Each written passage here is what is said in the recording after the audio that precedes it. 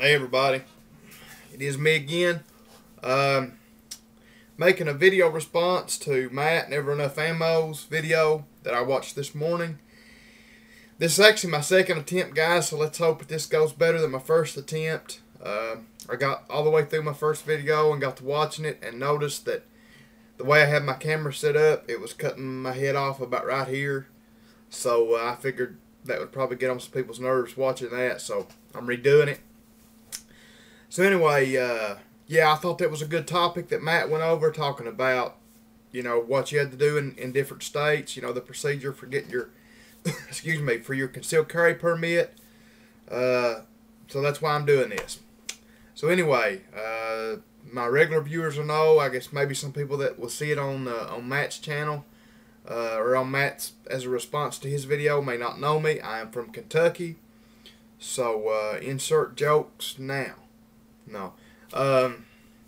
So anyway, real similar procedure from what I can tell. He was talking about in Texas what he had to go through.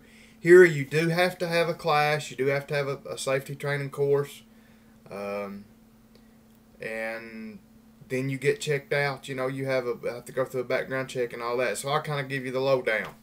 The way I did it, I found a guy that locally does the test. He's approved and certified, I guess you would say, to do the test. It was back last February when I took mine. The test was $75, if I'm remembering right. The course was. We started at 8 o'clock that morning, and we went to between 4 and 5 that evening. So it was an 8 to 9 hour class, or course, whichever one you want to call it. Went over the usual stuff, went over all the gun laws, when you can shoot somebody legally and when you can't, who can carry concealed, who can't, we went over the felony deals, about, if you're a felon, you can't carry, of course, and if you owe back child support, you can't get your carry, and just a bunch of that stuff. About half a day, 4 to 5 hours, was watching DVDs, of Kentucky gun laws. And then at the end of the day, we had a written test over that. Sorry guys, I don't remember how many questions it was, but, it was 20 or 30 questions. I don't remember, but, you had to pass that. And then at the end of the day, we went out in groups of 3. Now, the reason we did this is because it was February. It was literally snowing when we were shooting outside. And, we went out in groups of 3 people at a time, and we shot a silhouette, target. Everybody was shooting the same target. Now, we weren't shooting each, a target apiece. 3 people were shooting one target. He would stand there and watch you while you shot at 7 yards. I think we had to shoot 20 rounds. Now, I may be wrong on the round count, 20 or 25, somewhere through there.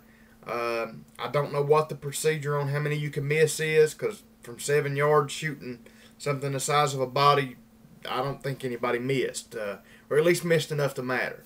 So he just kind of, and then when you passed that, we were done. He actually took care of the sending in to the Justice Department. I think is who gives you your certificate saying that you passed this course. So about 2 weeks later, I got a certificate in the mail saying that I had passed my concealed deadly weapons training course. So then the fun begins after you get your certificate back. I had to take my certificate. I had to go to a local pharmacy and have my picture took. I had to have 2 passport photos made. I had to take my 2 passport photos and my certificate and 2 cashier's checks, one for $20 and one for $40, if I'm remembering right, to the local sheriff's office. In my case, would be Letcher County Sheriff's Office. The check for $20 was for the Letcher County Sheriff's Office, just for them doing it. They get $20. The $40 cashier's check was for the Kentucky State Police. So they take your passport photos, your certificate from passing your deadly weapons class, and your passport photos. They take all that, staple it together, along with your $40 cashier's check, and they send it to the Kentucky State Police. The Kentucky State Police will take about the next month, the month and a half, from what I can gather, to do a background check on you. Now, Matt mentioned there that in Texas, if you sent off for your permit and they denied you for whatever reason, you know, something in your background or whatever, if you failed the background search, you did not get your money back. Kentucky's the same way. You don't get your money back. It's just sorry about your luck.